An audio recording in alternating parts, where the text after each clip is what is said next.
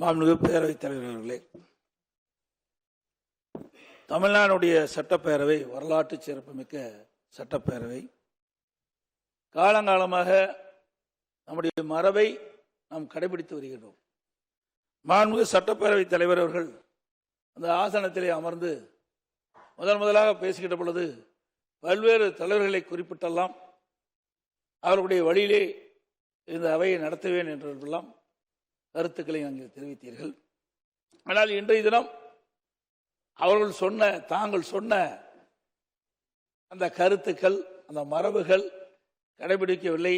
அதை கடைபிடிக்க வேண்டும் என்று தாழ்மையோடு நான் இந்த நேரத்தில் கேட்டுக்கிறேன். ஏன்னா தாங்கள் சொன்ன கருத்து தான், நான் சொல்லலை. அதோட மாண்புமிகு முதலமைச்சர் அவர்கள் அரசின் தீர்மானத்தை முன்மொழிஞ்சிருக்க அதை வழிமொழிகிறேன் என்று சொல்லுவதுதான் காலங்காலமாக கடைபிடித்து வந்த இந்த சட்டமன்றத்தினுடைய மரபு. இதை மானிய கோரிக்கையில் மாண்புமிகு உறுப்பினர் 4 முறை இதே அவையில் நம்பிக்கை கோரும் தீர்மானம் வந்திருக்கிறது. இந்த 4 முறை வந்தபோதும் மாமன்ற உறுப்பினர்களுக்கு ஏன் நம்பிக்கை வைத்திருக்கோம் என்று பேசுவதற்கும் அனுமதி அளிக்கப்பட்டிருக்கிறது.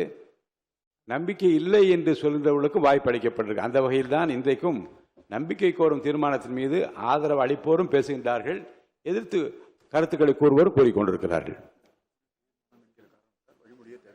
அரசியல் தீர்மானம் என்ற காரணத்தால் வழிமொழிய தேவையில்லை. மாண்புமிகு பேரவைத் தலைவர்களே, இங்கே மாண்புமிகு பல்வேறு கட்சியினுடைய தலைவர்களெல்லாம் நம்முடைய கருத்துக்களை பதிவு செய்திருக்கின்றார்கள். அனைத்து இந்திய அண்ணா திராவிட முன்னேற்ற கழகத்தை பொறுத்த வரைக்கும் பொன்மனச்செம்மல் புரட்சித் தலைவர் எம்ஜிஆர் காலத்திலும் சரி, மாண்பு அம்மா காலத்திலும் சரி, தாங்கள் சட்டமன்ற உறுப்பினராக இருந்து பணியாற்றியிருக்கின்றீர்கள். இருவரும் தலைவர்களை நாங்கள் குறிப்பிட்டுத்தான் மக்களை சந்தித்து ஆதரவு திரட்டி அதன் மூலமாக தமிழகத்திலே 47 சட்டமன்ற உறுப்பினர்கள் நாங்கள் வெற்றி பெற்றிருக்கின்றோம். அனைத்து இந்திய அண்ணா திராவிட முன்னேற்ற கழகத்தினுடைய பொதுச் செயலாளராக நான் தேர்ந்தெடுக்கப்பட்டு பணியாற்றி கொண்டிருக்கின்றேன். அப்படி இருக்கின்ற பொழுது சில கருத்து வேறுபாடுகள் கட்சியிலே வருவது எல்லா இயல்பு, எல்லா கட்சியிலும் வருகின்றது. அப்படி வருகின்ற அந்த சூழ்நிலையிலே ஒரு தரப்புக்கு முதலமைச்சர் அவர்கள் ஆதரவு தெரிவிக்கிறது எந்த விதத்தில் நியாயம் என்று எனக்கு தெரியவில்லை.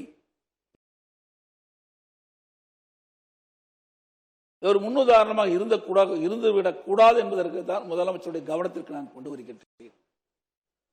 எனக்கு முன்னாலே பேசியவர்கள் குறிப்பிட்டதை போல தேசிய முற்போக்கு திராவிட கழகத்தை அவர்கள் குறிப்பிட்டதை போல குதிரை பேரத்திற்கு வழிவகுத்து என்பதையும் நேரத்திலே பதிவு செய்ய விரும்புகின்றேன்.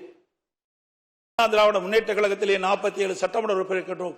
47 சட்டமன்ற உறுப்பினர்களும் பொன்மனச்செம்மல் புரட்சித் தலைவர் அவருடைய ஆட்சி, அம்மாவுடைய ஆட்சி, அந்த கனவை நிறைவேற்ற வேண்டும் என்ற அடிப்படையில் தான் மக்கள் வாக்களித்து தேர்ந்தெடுக்கப்பட்டிருக்கிறார் என்பதை இந்த அவையிலே பதிவு செய்ய விரும்புகின்றேன். அப்படி ஒரு சிலர் இன்னைக்கு எனக்கு கிடைத்த தகவல் அது உண்மையா தவறா என்று எனக்கு தெரியாது, இருந்தாலும் பதிவு செய்ய வேண்டியது என்னுடைய கடமை. வெளிப்படையாக தகவல் பரவி கொண்டிருக்கின்றது. அந்த தகவல் பல பேருக்கு அமைச்சர் கொடுக்கின்றேன், பல பேருக்கு வாரி தலைவர் கொடுக்கின்றேன் என்றெல்லாம் ஆசை வார்த்தை அளித்து ஆளுங்கட்சியில் இடம்பெற செய்வதாக பரவலான செய்தி. அதற்கு தாங்கள் இடமளிக்க வேண்டாம் என்று கேட்டுக்கொள்கின்றேன். நீங்கள் தூய்மையான ஆட்சி நடத்துவதாக நீங்கள் குறிப்பிட்டீர்கள், வெளிப்படையான ஆட்சி நடத்துவதாக குறிப்பிட்டீர்கள். அந்த எண்ணத்திலிருந்து பிறழாமல் நீங்கள் நடப்பீர்கள் என்று நாங்கள் நம்புகிறோம். ஏனென்றால் நான் ஒரு பொதுச் செயலாளர் என்ற முறையிலே நான் ஆட்சி செய்கின்ற பொழுது பல்வேறு பிரச்சனைகளை நான் சந்தித்திருக்கின்றேன்.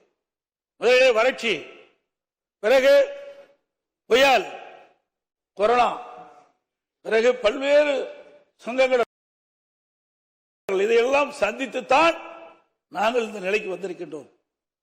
சாதாரண குடும்பத்தில் பிறந்த ஒருவன் இன்றைக்கு விவசாய குடும்பத்தில் பிறந்த ஒருவர் 4 ஆண்டு காலம் சிறப்பான ஆட்சி கொடுத்திருக்கின்றோம்.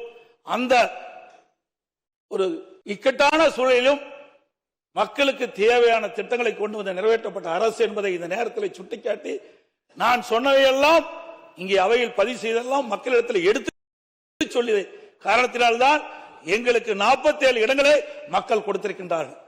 ஆகவே அனைத்து இந்திய அண்ணா திராவிட முன்னேற்ற கழக எப்பொழுதும் மக்களுக்காக சேவை செய்கின்ற இயக்கம்.